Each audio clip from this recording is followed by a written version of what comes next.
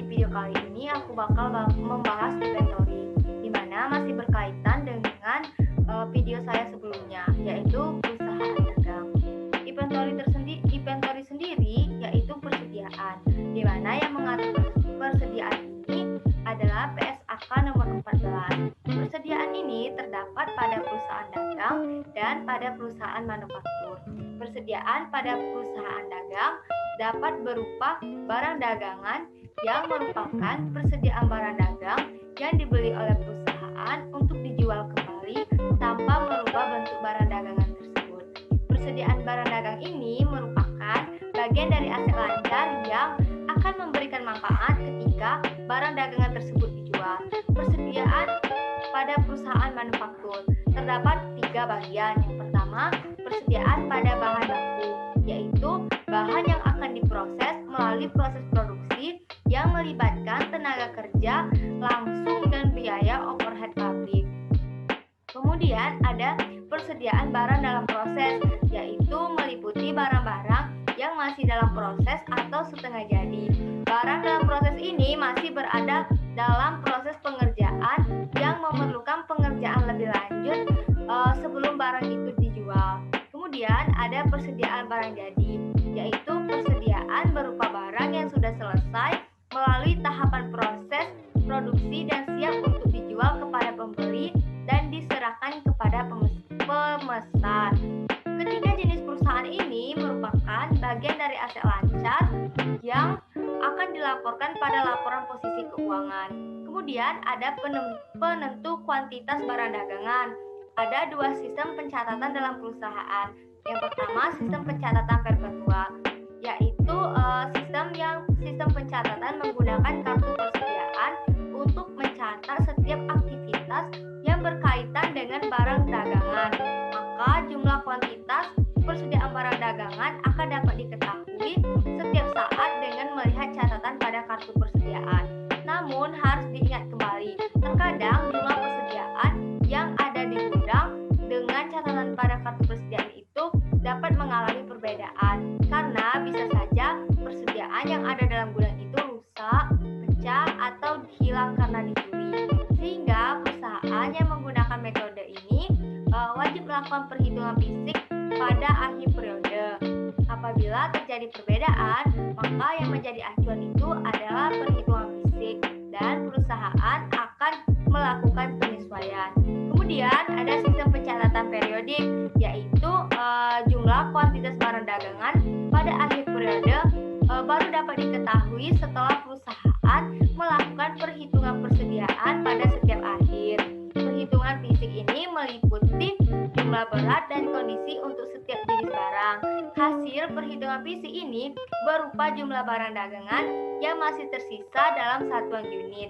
Selanjutnya, perusahaan akan menghitung nilai persediaan barang dagang akhir dengan mengalihkan unit yang masih tersisa hasil perhitungan fisik dengan harga perolehan per unit. Kemudian ada permasalahan dalam penentuan kuantitas persediaan. Yang pertama, pengakuan kepemilikan atas barang dagang dalam pengiriman. Ada 2 syarat kesepakatan yang mempengaruhi kapan peralihan kepemilikan barang dari penjual ke pembeli. Yang pertama, ada FOB setting point, yaitu suatu syarat kesepakatan di mana kepemilikan atas barang dagangan yang sudah beralih dari penjual kepada pembeli sejak di gudang penjual, sehingga yang membayar biaya angkut ini adalah pembeli. Kemudian ada FOB destination point, yaitu syarat kesepakatan di mana kepemilikan atas barang dagangan baru beralih dari penjual kepada pembeli setelah barang dagang tersebut sampai ke gudang pembeli, sehingga yang membayar biaya angkut ini adalah penjual. Kemudian ada barang konsiasi. Barang konsiasi ini disebut juga barang titipan, di mana merupakan barang milik perusahaan lain yang dititipkan kepada perusahaan kita untuk dijualkan. Perusahaan yang mempunyai barang tersebut menetapkan harga atas barang tersebut, dan bagi perusahaan yang menjualkan barang ini, maka pendapatannya diperoleh berasal dari selisih antara harga jual barang tersebut pemilik barang. Jika barang ini tidak laku, maka resikonya yang menanggung adalah pemilik barang, bukan kepada perusahaan yang menjualkannya. Dan kepemilikan atas barang ini masih di tangan perusahaan yang memiliki barang tersebut, bukan perusahaan yang menjualkannya.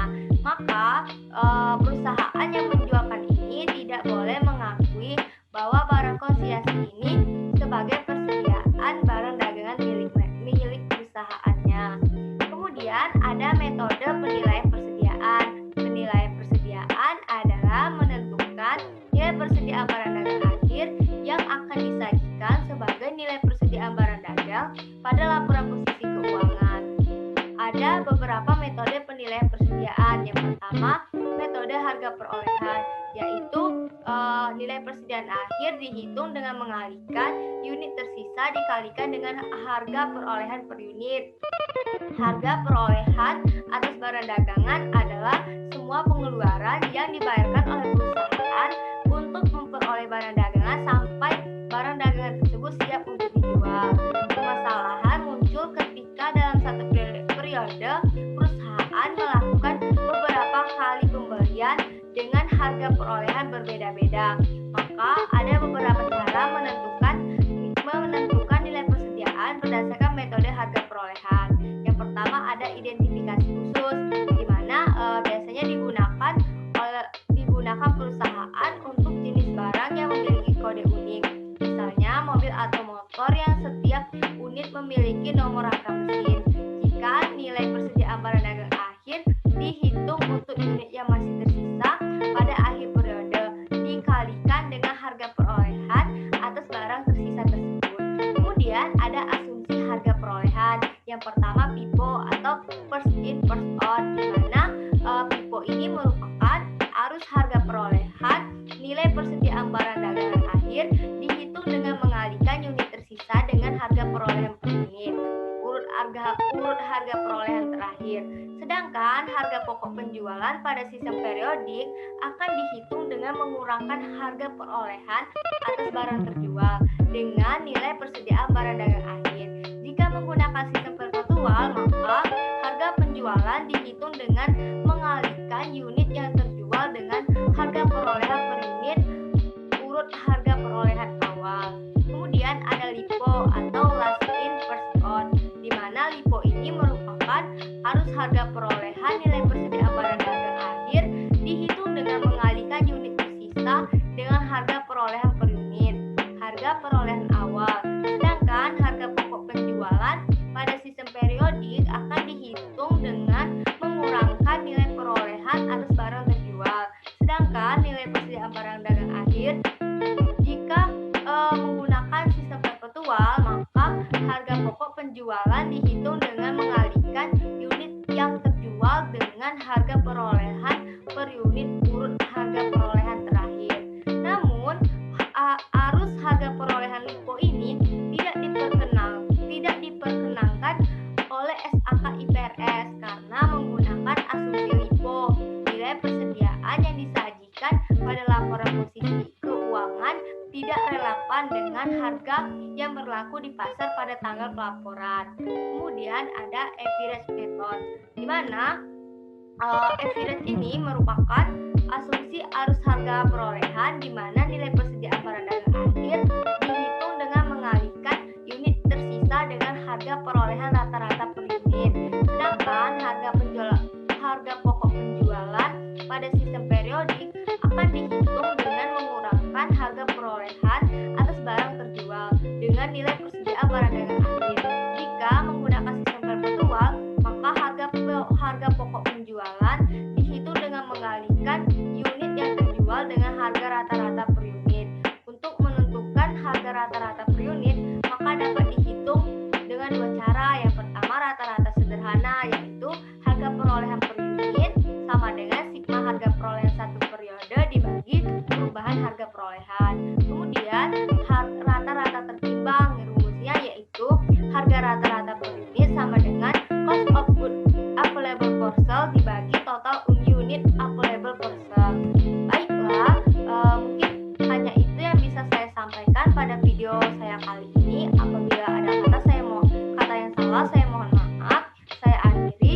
Wabillahi taufiq wal hidayah. Wassalamualaikum warahmatullahi wabarakatuh.